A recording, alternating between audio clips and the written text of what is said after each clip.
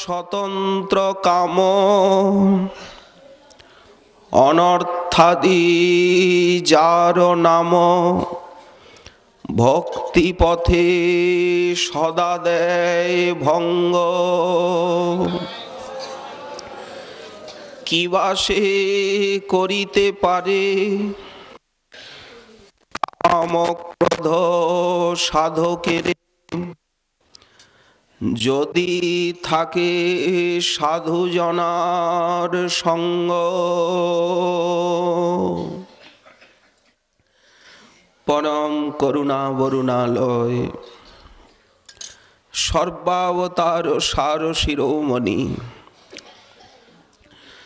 শ্রী শ্রী নদিয়া বিহারী গৌরহরির পরম অন্তরঙ্গ প্রিয় পার্ষদবর্য, বিশ্ব বৈষ্ণব বরেণ্য চূড়ামণি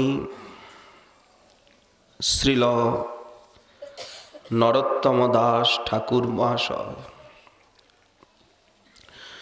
তার প্রেম ভক্তি চন্দ্রিকা নামক মহাগ্রন্থে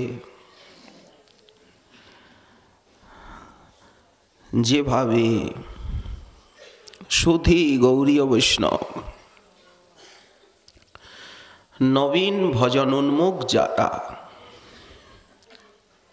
এই মহাশত্রু যে কাম ক্রোধ লোভ মোহ মদ এইগুলিকে কৃষ্ণ ভজনে নিয়োজিত করবেন, ভক্তি পরশমণির স্পর্শে ভক্তি সন্দর্ভে শাস্ত্রীয় শ্রদ্ধা, শাস্ত্রীয় শ্রদ্ধাটা একদম পাষাণের দেওয়ালের মতো, যার ভিত্তিভূমি হচ্ছে মহৎ কৃপা জনিত শাস্ত্রবোধ। উনি বুঝেছেন সংসারের স্বরূপটা কি, মহৎ কৃপায় শাস্ত্রকে মাধ্যম করে ভক্তির মহত্ব কতখানি, ভজন না করলে প্রত্যব্যয় কত, এইটি অনুভব করে অতএব মায়ামোহ ছাড়ি বুদ্ধিমান নিত্য তত্ত্ব কৃষ্ণ ভক্তি করুণ সন্ধান। উনি শাস্ত্রমুখে এই রহস্য অবগত হয়েছেন। তার যে শ্রদ্ধা তাকে বলা হয় শাস্ত্রীয় শ্রদ্ধা। আর অমুকে করছেন তো আমিও করি, অমুকে এইভাবে করেন অতএব আমিও এইভাবে করি, এটি হলো লৌকিক শ্রদ্ধা। তথাপি তারও একটা আর পরিপক্ক হোক, শ্রদ্ধাবান জন হয় ভক্তি অধিকারী। একদিনে তো আর শাস্ত্রীয় শ্রদ্ধা লাভ হয় না, কিন্তু কথা তা নয়। জাতায়াং শ্রদ্ধায়াম, কারো যদি শ্রদ্ধা জাত হয়, সিদ্ধাব সিদ্ধৌ চ, আমার ভজনে সিদ্ধি হোক নাই বা হোক, স্বর্ণলিপসরিব তদনুবৃত্তি চেষ্টৈব স্যাৎ। শ্রীমৎ জীব গোস্বামী চরণ বললেন, যেমন রাসায়নিক সিদ্ধ রসের সংস্রবে তামাকে সোনা বানানো যায়, আছে যারা এই প্রক্রিয়াটা জানেন যে সেই প্রকার রাসায়নিক সংযোগে তাম্র সুবর্ণে রূপায়িত হয়, তার যেমন সেই ক্রিয়াটির প্রতি এক গভীর অভিনিবেশ সঞ্জাত হয়। কি করে সোনা বানাবো, সোনা কথা নয়, প্রকৃত সুবর্ণ কি করে বানানো যায়। জগতের একটি লৌকিক উদাহরণ, অলৌকিক জগৎকে লৌকিক উদাহরণ দিয়েই ব্যক্ত করতে হয়। ঠিক সেই প্রকার যিনি শ্রদ্ধালু, তার জীবনে মনোরম একটা ভজনের অধ্যাবসায় দেখা যাবে। উনি ভজন ছাড়া থাকতে পারবেন না। প্রতিক্ষণে অনুভব করবেন যে জীবনের মূল্যবান ক্ষণগুলি কিভাবে ক্ষয় হয়ে যাচ্ছে। এই দিন আর ফিরে আসবে না, সব কিছু ফিরে আসবে, অর্থ পাওয়া যাবে, সম্মান পাওয়া যাবে, দেহসুখ পাওয়া যাবে, কিন্তু মাদৃশ জীবের জীবনে এই যে সময়টুকু চলে গেল, এই যে সুযোগ, এ সুযোগ আর জীবনে কোনোদিন ঘুরে পাব না। এই জন্য তিনি সর্বদা প্রয়াস করেন শ্রদ্ধালু ভাগ্যবান যাতে কৃষ্ণ সম্বন্ধ বিনা ব্যর্থকাল নাহি যায়। কোনো না কোনো ভক্তি অঙ্গে সতত নিজেকে নিযুক্ত রাখেন, না হলে শ্রবণ করছেন, না হলে কীর্তন, না হলে পাদসেবন, না হলে চিন্তন, কিছু না হোক, যদি হরিনামও না হয়, যদি কান বধির হয়ে যায়, তালাই লাগে কানে, তথাপি উনি মনে করেন একটা তো অঙ্গ হচ্ছে, শরীরটা তো ব্রজে পড়ে আছে, ধামবাসটা তো হচ্ছে, যদি নামও ছুটে যায়, যদি কর্ণে বধিরই হয়ে যায়, যদি মন আধারে আচ্ছন্ন হয়, শরীরটা তো ধামে রইল। কৃষ্ণ বসতি বসতি বলি পরম আদরে বলি, যে বসন্তি মমা তৃষ্ণে মৃতা জানতি। যদি কেউ প্রাণটা ত্যাগ করতে পারে তাহলে সে আমার আলোয়েই প্রবেশ করবে। তো একটা না একটা ভক্তি অঙ্গে সতত নিজেকে নিযুক্ত রাখা।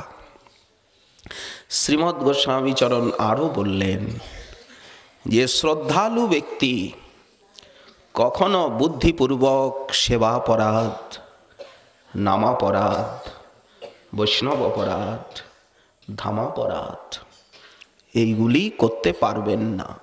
কি করে করবেন? উনি তো জানেন অপরাধ এত বিঘাতক।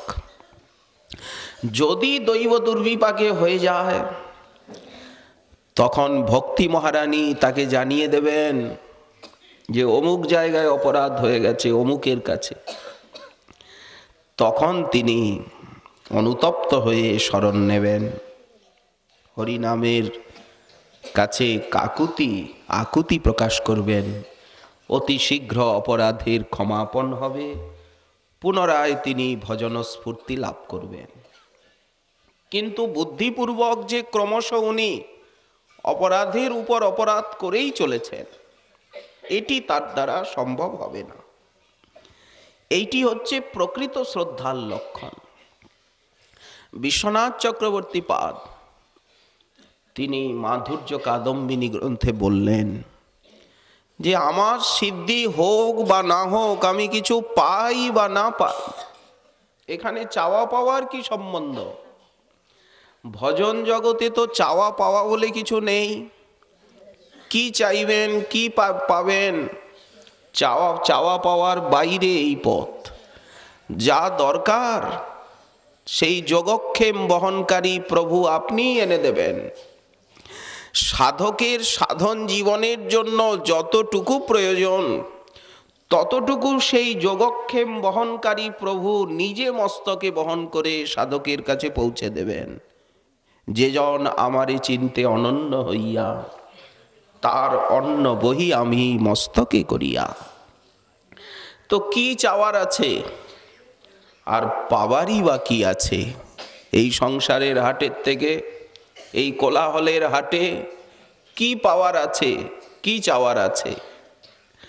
তো কাজে কাজেই চাওয়া পাওয়ার শেষ, একদম চাওয়া পাওয়া শেষ। ধন জন আর কবিতা সুন্দরী, বলিব না নাথ দেহ সুখ করি। জন্মে জন্মে দাও ওহে গৌর হরি, চাইলে তো ঠকে যাব। কৃষ্ণ কহে আমা ভজে, মাগে বিষয় সুখ, অমৃত ছাড়ি বিষ মাগে এত বড় মূর্খ। আমি বিজ্ঞ সেই মূর্খে বিষয় কেন দিব, সচরণামৃত দিয়া তারে বিষয় ভুলাইব। তো এই জন্য চাইলে তো ঠকে যেতে হবে, লজ্জিত হতে হবে। প্রিয়জনকে আপনি ভালোবাসেন, তাকে দিতে ইচ্ছা হয়, তার কাছের থেকে কিছু নিতে সংকোচ বোধ হয়, চাওয়া তো দূরের কথা। তাহলে কি করে তার কাছে চাইবেন? তাকে লজ্জিত করবেন কেন? এই জন্য তিনিই দেবেন, যা কিছু প্রয়োজন তিনি দেবেন। চাইতে দোষ আছে, কিন্তু পেতে তো দোষ নাই। কেউ যদি দয়া করে কিছু দেয়, নিতে তো দোষ নাই, কিন্তু চাইতে দোষ। ধন জন আর কবিতা সুন্দরী, বলিব না না দেহ সুখ করি। জন্মে জন্মে দাও ওহে গৌর হরি, অহিতুকি ভক্তি চরণে তোমার। কবে হবে বলো সেদিনও আমার। এ জন্মে তো হলো না, হবেও না, আশা নাই। আশা ছেড়ে দেওয়া গেছে, কিন্তু আশা তো ছাড়াও যায় না। কৃষ্ণ কৃপা করিবেন দৃঢ় করি মানে। যদি আশা ছেড়েই দেওয়া গেল, তাহলে তো ভজন নিষ্প্রাণ হয়ে যাবে। এই যে মোহ, এই মোহ হবে যে অভীষ্ট বস্তুকে লাভ করতে পাচ্ছি না। মোহ ইষ্ট লাভ হবিনে, অনিষ্ট লাভ হচ্ছে, কিন্তু ইষ্ট তো লাভ হচ্ছে না। এই ইষ্টটা কি? ভজনে রুচি, হরি নামে রুচি, হরি কথায়, হরি সেবায়, হরি ধামে, হরি ভক্তে অপূর্ব যে একটা অভিরুচি, আসক্তি, এইটি লাভ হচ্ছে না। এই জন্য সতত হৃদয় ব্যাকুল, মোহিত, হৃদয় মূর্ছিত হচ্ছে। মোহ ইষ্ট লাভ হবিনে। মোহকে যদি এই অভীষ্ট বস্তুর অলাভের জন্য দুঃখিত করা যায়, সঙ্গে সঙ্গে ভজন হয়ে গেল। ওই মোহ, ওই আচ্ছন্ন ভাব, ওই জ্ঞানাচ্ছন্ন দশা এই হেতু হোক যে আমার তো অভীষ্ট লাভ হলো না। হায় রে, এমন সুদুর্লভ মানব জনম আমি বিফলে গোয়াইনু। সৎসঙ্গ ছাড়ি কইনু অসতে বিলাস। এই জানিয়া শুনিয়া বিষ খাইনু। গোলকের প্রেমধন হরিনাম সংকীর্তন রতিনা জন্মিল কেনে তাই। কবে কৃষ্ণ নাম করিতে উচ্চারণ। ভক্তি তো অন্যকে দেখাবার জিনিস নয়, ভক্তি তো গোপন করার জিনিস।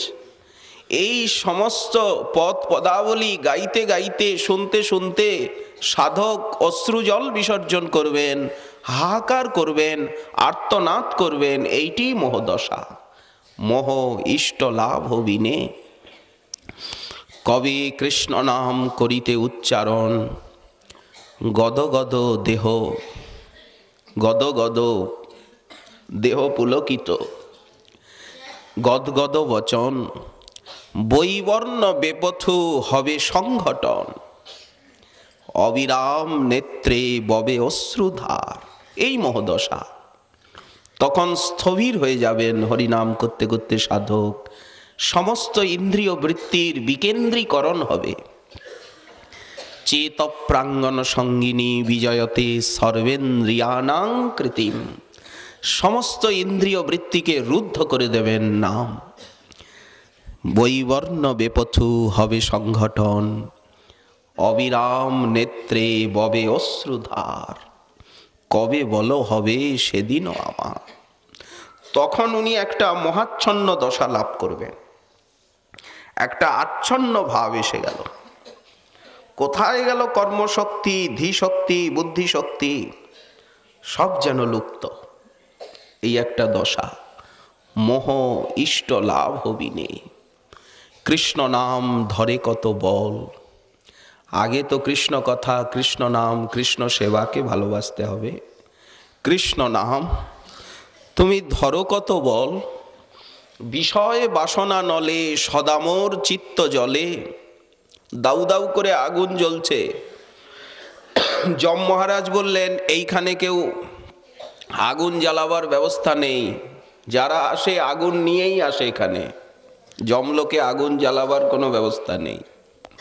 তো এই যে আগুন বুকে নিয়ে আমরা ঘুরছি, অনন্ত জন্ম কেটে গেছে, বুকের ভিতরে দাউ দাউ করে আগুন জ্বলছে, কামনার অগ্নি, বিষয় বাসনালু নলে চিত্তমোর সদা জলে, রবিতপ্ত মরুভূমি সম, কর্ণ প্রবেশিয়া।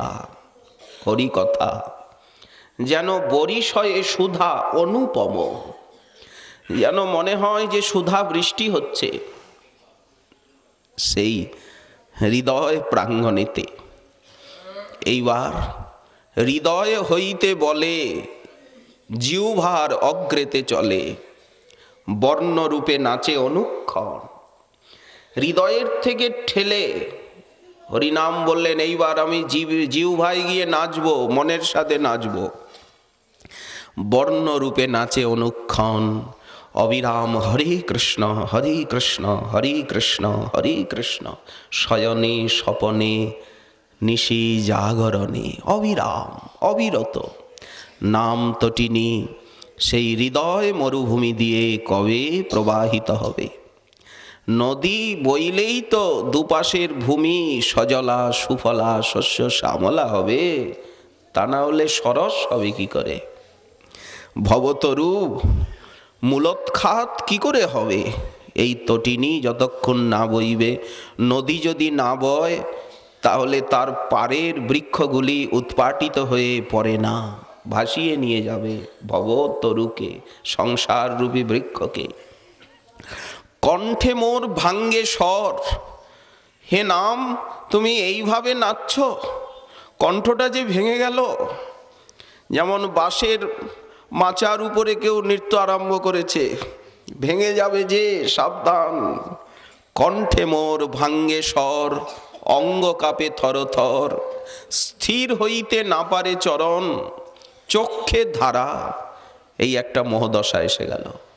চক্ষে ধারা, দেহে ঘর্ম, পুলকিত সব চর্ম, বিবর্ণ হইল কলেবর। লইনু আশ্রয় যার, হেন ব্যবহার তার, বর্ণিতে না পারি এ সকল। এরপরে কি করলেন না, সেই প্রেমের কলিকা নাম, সকল রসেরও ধাম, হেন বল কর এ প্রকাশ, ঈষৎ বিকশী পুন, দেখায় মোরে রূপগুণ। নামের ভিতরেই তো রূপগুণ লীলা, নাম পুষ্পের ভিতরেই। সাধু সঙ্গে হরি কথা শ্রবণ করতে করতে, হরিনাম করতে করতে কি হবে? রূপ গুণ লীলার উদয় হবে। ঈষৎ বিকশী পুন, দেখায় মোরে রূপগুণ, চিত্ত হরি লয় কৃষ্ণ পাশ, পূর্ণ বিকশিত হইয়া ব্রজে মোরে যায় লইয়া, দেখায় মোরে স্বরূপ বিলাস, ব্রজে সিদ্ধ দেহ দিয়া, কৃষ্ণ পাশে রাখে নিয়া, এই দেহের করে সর্বনাশ। এই দেহটারই সর্বনাশ হয়ে গেল, এই দেহটা আর নাই, নষ্ট হয়ে গেল। এই যে মোহদশা লাভ করলেন সাধক, অন্তত এইগুলি মহাজনের পদ পদাবলীর থেকে জেনে এই দশাটা কেন হচ্ছে না, কবে হবে, এই নিমিত্ত একটা ব্যগ্রতা, একটা ব্যাকুলতা, একটা মহাচ্ছন্ন ভাব, একটা দুঃখ, এইটিকেই ঠাকুর মহাশয় বলছেন যে মোহ ইষ্ট লাভ হবিনে,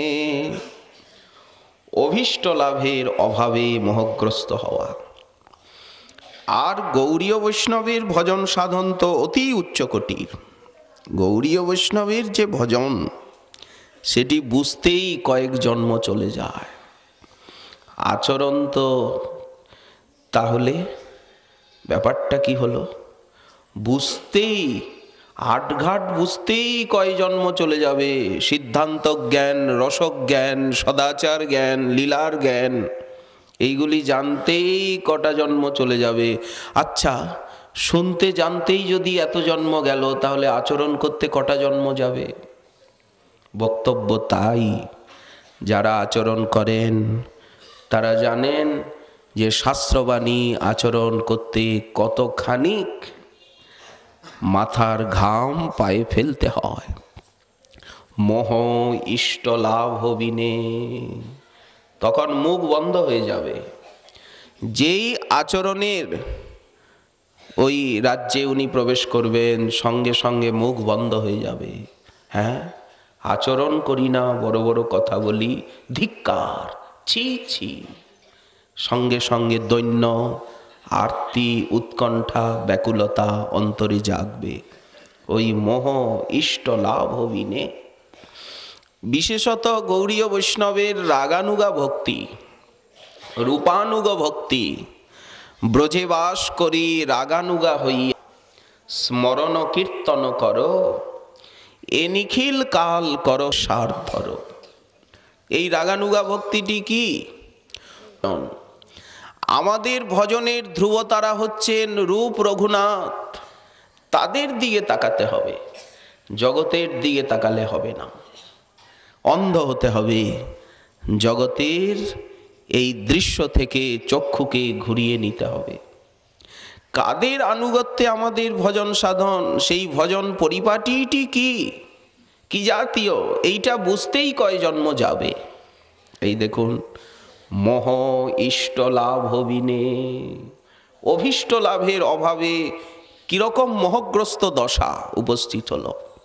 সনাতন গোস্বামীপাদকে দেখুন, রামকেলিতে যেই মহাপ্রভুর দর্শন পেলেন সেই রাত্রিবেলা, রাজমন্ত্রী তারা প্রকাশ্যে যেতে পারেন না, রাত্রিবেলা এসেছেন মহাপ্রভুর দর্শনে।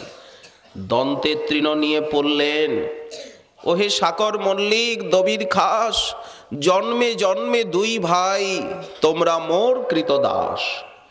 প্রভু আত্মসাৎ করে নিলেন, প্রেমালিঙ্গনে বদ্ধ করলেন। লোকে আমায় বলছে যে আমি রামকেলিতে কেন এলাম, নিকটেই বাদশাহের আলয়, রাজধানী, আমি এখানে কেন এলাম, এত জনসংকট। কিন্তু তোমাদের জন্য আসা।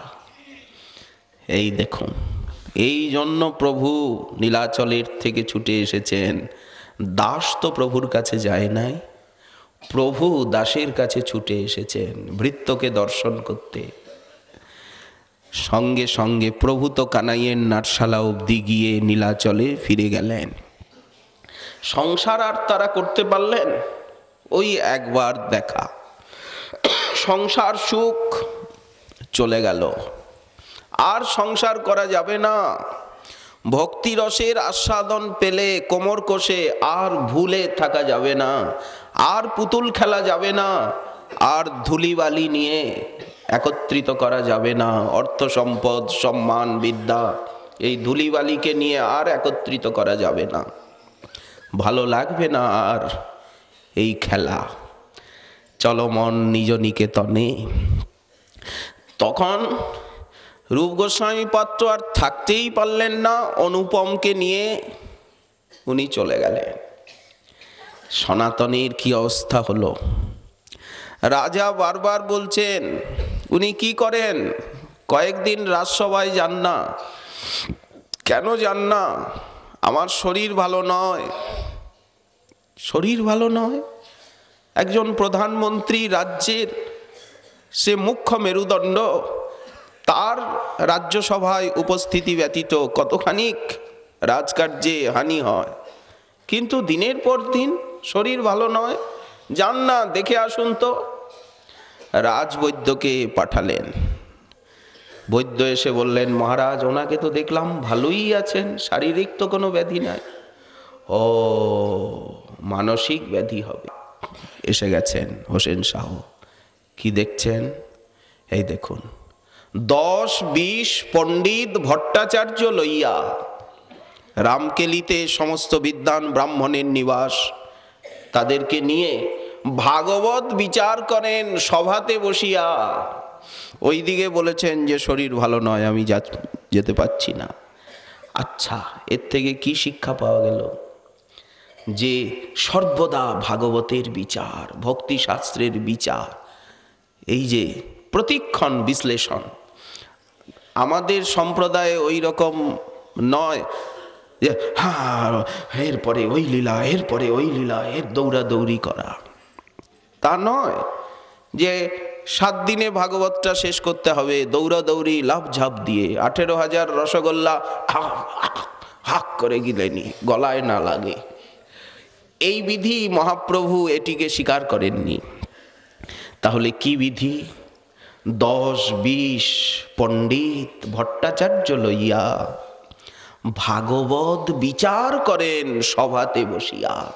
বিচার কেন এই কথা বলা হলো? এই কথার অর্থ কি? বিচার বিশ্লেষণ করে তার গভীরে চলে যাওয়া। তো সনাতন গোস্বামী পাদ তাড়াতাড়ি উঠলেন, আজ্ঞে আজ্ঞে, আসুন আসুন আসুন, নমস্কার নমস্কার।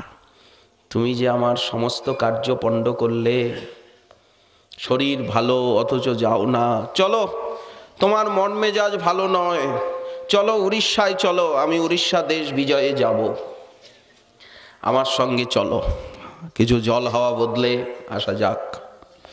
উনি বললেন, আপনি দেব মন্দির ভাঙবেন, তাই না সজ্জনগণকে দুঃখ দেবেন, আমি আপনার অনুগামী হতে পারবো না।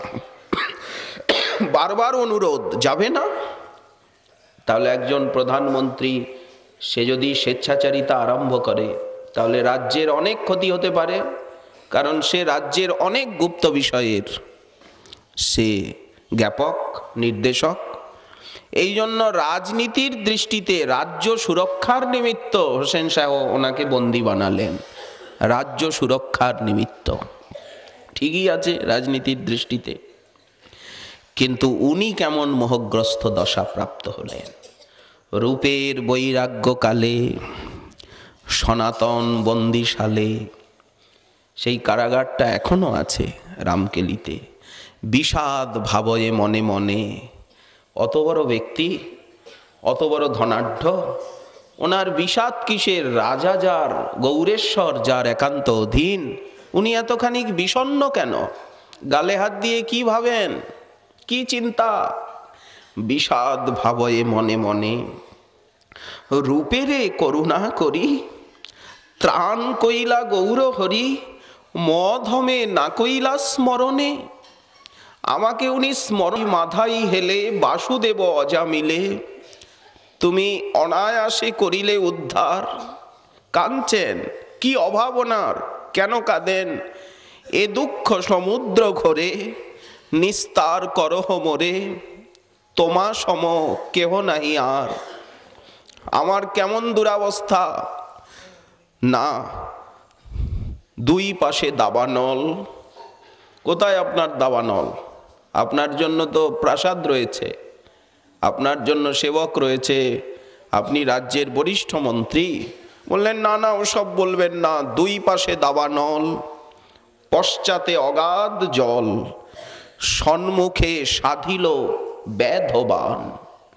মাঝখানে একটা হরিণী পড়ে গেছে, দুদিকে দাবানল জ্বলছে, বনভূমি, পিছে অগাধ জলপূর্ণ সরোবর, আর ওই পাকদণ্ডী দিয়ে ব্যাধ আসছে লক্ষ্যভেদ করতে।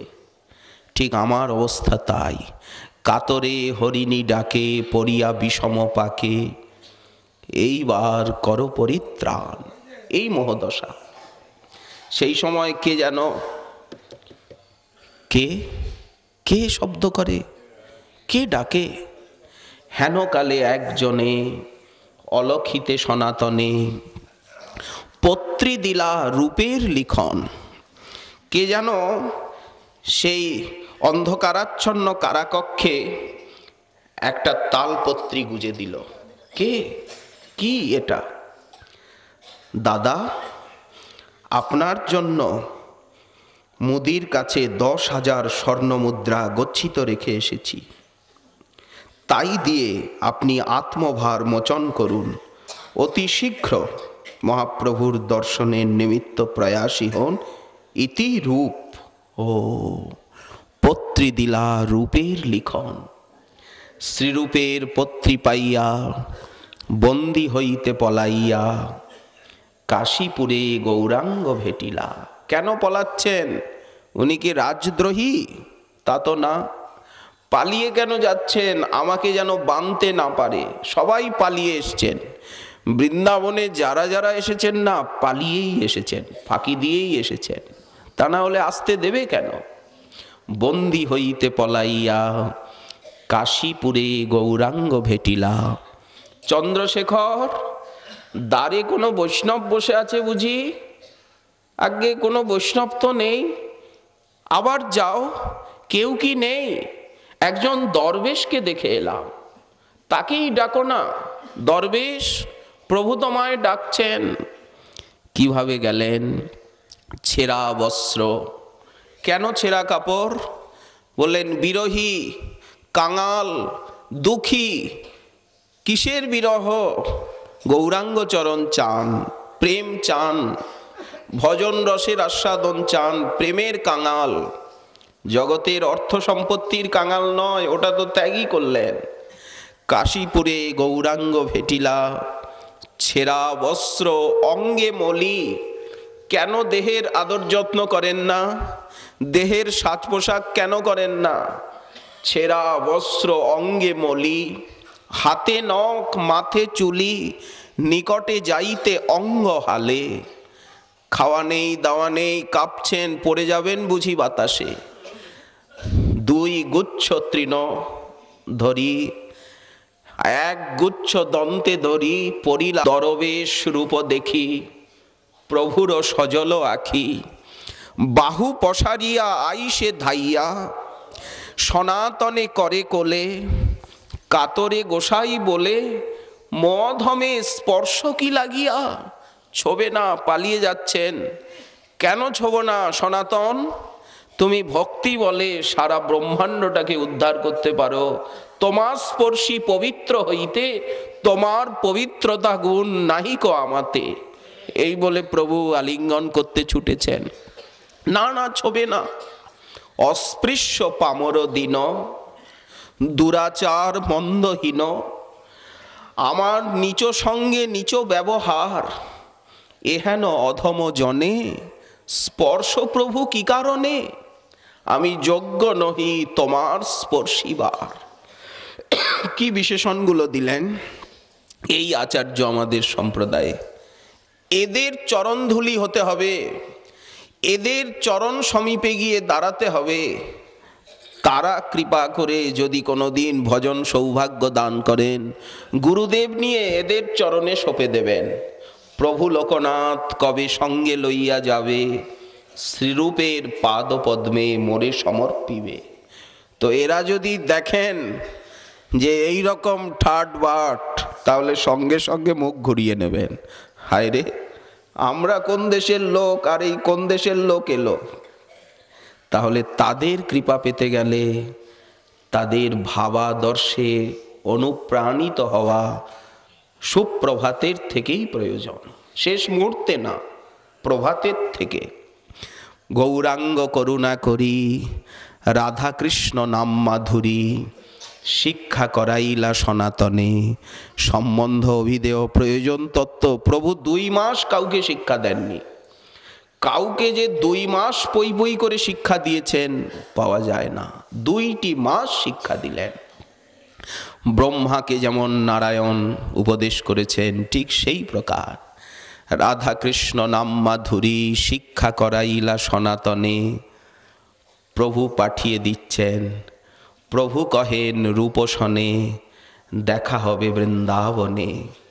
প্রভুর আজ্ঞায় করিলা গমনে। মহাপ্রভু এমন প্রেম মদিরা পান করিয়ে দিলেন ঢোকে ঢোকে। 2 মাস এমন প্রেম মদিরা পান করলেন যে আত্মহারা, দেহ স্মৃতি নাই, জগতের স্মৃতি নাই, দিবারাত্র জ্ঞান নাই। সেই ছেঁড়া কাঁথা, ন্যাড়া মাথা, মুখে কৃষ্ণ গুণগাথা, পরিধানে ছেঁড়া বহির্বাস, এই আমাদের আচার্য। এদের কাছে গিয়ে দাঁড়াতে হবে। কোটি জন্ম পরে হলেও এরাই যুগল সেবার অধিকার দিতে পারেন। এরাই মহাপ্রভুর চরণে নিয়ে যাবেন হাতে ধরে, অন্য কারোর ক্ষমতা নেই। গুরুদেব এনাদেরই চরণে সঁপে দেবেন নিয়ে সাধককে। এনারাই দেবেন নদিয়া লীলায় মহাপ্রভুর সেবাধিকার। ব্রজনিকুঞ্জে শ্রীকিশোরী মণি রাধারানীর সেই পরম রমণীয় দাস্যরসের অধিকারিণী এরাই। অন্যে নয়। এই জন্য সেই ছেঁড়া কাঁথা নেড়া মাথা, মুখে কৃষ্ণ গুণগাথা, পরিধানে ছেঁড়া বহির্বাস, কভু কান্দে কভু হাসে, কভু প্রেমানন্দে ভাসে। এই দেখুন একটা মোহগ্রস্ত দশা। মদমাতাল যেমন হাসে কাঁদে নাচে গায় যেন মদমত্ত, ঠিক এই রকম কভু কান্দে কভু হাসে, কভু প্রেমানন্দে ভাসে, কভু ভিক্ষা কভু উপবাস। গিয়া গোসাই সনাতন প্রবেশিলা বৃন্দাবন, রূপসঙ্গে হইল মিলন।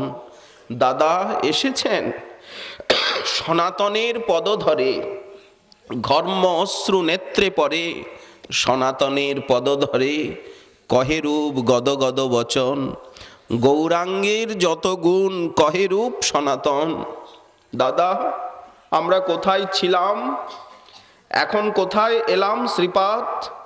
এইটি বৃন্দাবন। কি আমাদেরকে বৃন্দাবনে আনলেন? কার কৃপায় আমাদের মুখে হরিনাম সতত নৃত্য পরায়ণ? কার কৃপায় কার দয়ায় আমরা বৃক্ষতলে বাস করছি? কার দয়ায় ব্রজরেণু অঙ্গে মাখছি দাদা? কে তিনি? সেই দয়াময় শচীনন্দন। গৌরাঙ্গের যত গুণ কহে রূপ সনাতন, হানাত হানাত বলি কাঁদে।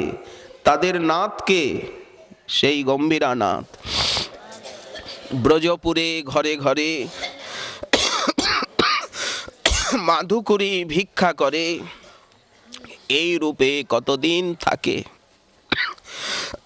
তাহা ছাড়ি কুঞ্জে কুঞ্জে ভিক্ষা করি পুঞ্জে পুঞ্জে, ফল মূল করয়ে ভক্ষণে।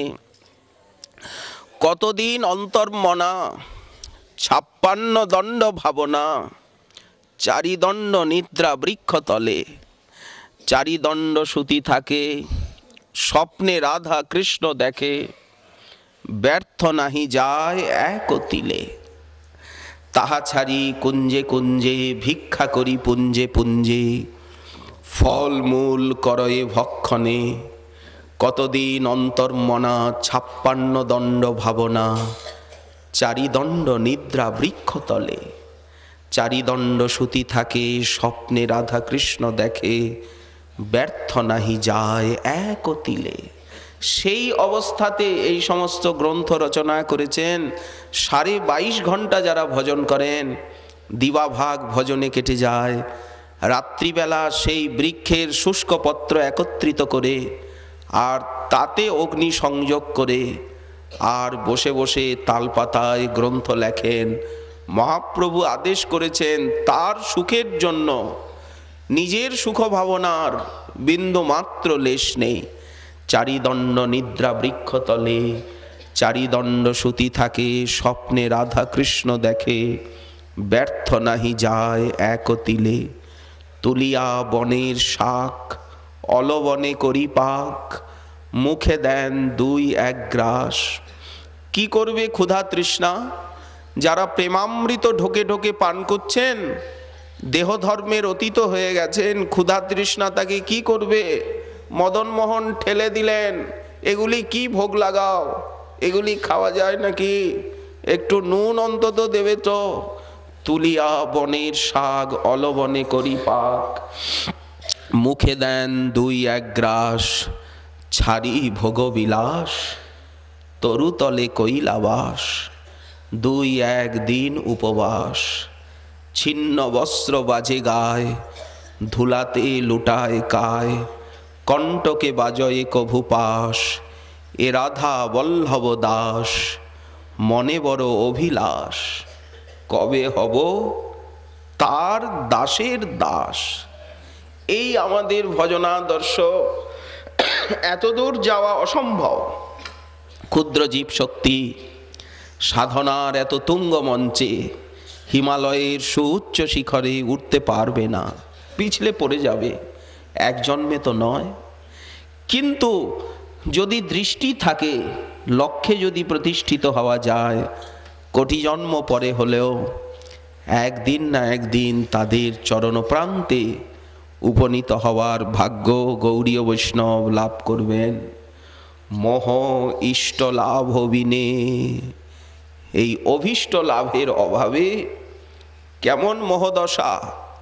দেখুন আমাদের সিদ্ধ বাবাদের জীবন, দেখুন গৌড়ীয় বৈষ্ণব জীবন, কিভাবে তারা মোহিত হয়ে বিরহ আরতি উৎকণ্ঠা জাগিয়ে ভজন করেছেন।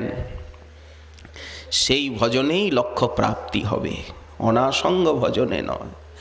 বিশেষত এই বৃন্দাবনে, এই রাধা কুণ্ডতট কুঞ্জ কুটির, গোবর্ধন পর্বত জামুন তীর, কুসুম সরোবর মানস গঙ্গা, কলিন্দ নন্দিনী বিপুল তরঙ্গা। এইসব কি যুগল বিলাসের উদ্দীপক জানি। ভজনের অনুকূল চারিদিকের পরিবেশ। নবদ্বীপ ধামে গেলে যে উদ্দীপন, গঙ্গার তীর, এই তো গদ্রুমদ্বীপ, এই তো মদদ্রুমদ্বীপ, এই তো সেই লীলাস্থলী, এই তো কোলদ্বীপ, এই তো ঋতুদ্বীপ, এই তো জন্মদ্বীপ। যে উদ্দীপনা, সেইটা কি নগর মহানগরের ভিতরে হবে?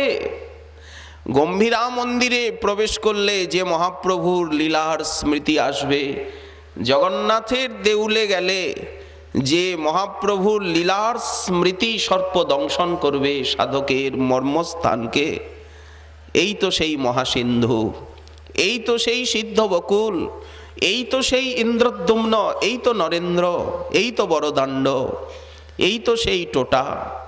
তাহলে সেই প্রভু কোথায়, সেই লীলা কোথায়? সতত সেই লীলার উদ্দীপন মরমী সাধককে ব্যাকুল করে তুলবে। ঠিক তেমনি এই তো সেই রাধাকুণ্ড, এই তো গিরিরাজ গোবর্ধন, এই তো বৃষভানুপুর, এই তো নন্দীশ্বর, এই তো বন উপবন, এই তো সেই যমুনার তট। কিন্তু অভীষ্টদেব কোথায়? তখন উনি বিরহে আর্তহারা হয়ে যাবেন। আর্তস্বরে রোদন করতে করতে হরিনাম করবেন। মোহ ইষ্ট লাভ বিনে, যা প্রবোধানন্দ সরস্বতী পাদ বললেন, অতি স্নেহাদ উচ্চই হরিনামা নিগৃণত। এই ব্রজবনে অতিশয় স্নেহ ভরে আমি উচ্চেশ্বরে হরিনাম করব। আর সৌগন্ধাদ্বৈর বিবিধ উপচার ঐশ্চ যজত, শ্রী শ্রী রাধা মাধবের শ্রীচরণার বৃন্দ বিবিধ উপচারে পূজা করব। পরানন্দং বৃন্দাবন মনুচরন্ত, পরমানন্দে এই বৃন্দাবনের বনে বনে ঘুরে বেড়াবো। মনমে, এই সাধনায় আমার মন নির্মল পবিত্র হয়ে যাবে। তখন নির্মল পবিত্র মন হলে রাধারানীর চরণে আপনি মনটি ডুবে যাবে। মনমে রাধায়া মৃদুল পাদ পদ্মে নিবসতু। এই গৌরীয় বৈষ্ণবের ভজন রহস্য। এই লক্ষ্যে তারা দৃষ্টি কেন্দ্রিত করে ধীরে ধীরে ধীরে ধীরে এগিয়ে যাবেন। দৌড়াতে বলা হচ্ছে না, ধীরে ধীরে ধীরে ধীরে সাধনার ক্রমবিকাশে তারা লক্ষ্যের দিকে এগিয়ে চলবেন। মোহ ইষ্ট লাভ বিনে। কিভাবে ভজনের উন্নত স্তরে আরূঢ় হলে তারা মোহদশা লাভ করবেন? বিশ্বনাথ চক্রবর্তী পাদ মাধুর্য কাদম্বিনীতে তার চিত্র অঙ্কন করেছেন। কিভাবে মোহদশা ধীরে ধীরে সাধকের মধ্যে আসবে।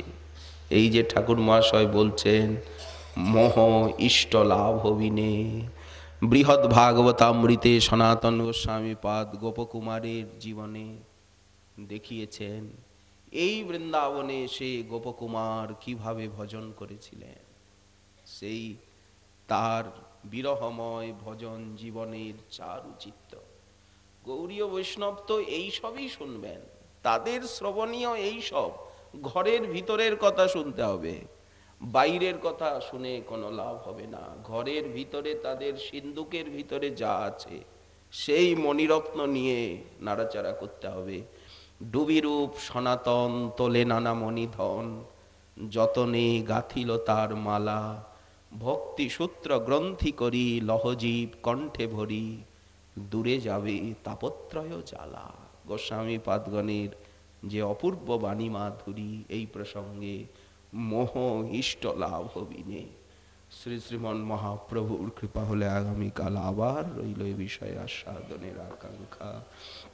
আজকে আমাদের প্রেম ভক্তি চন্দ্রিকা কথার এইখানেই দেওয়া হলো বিশ্রাম।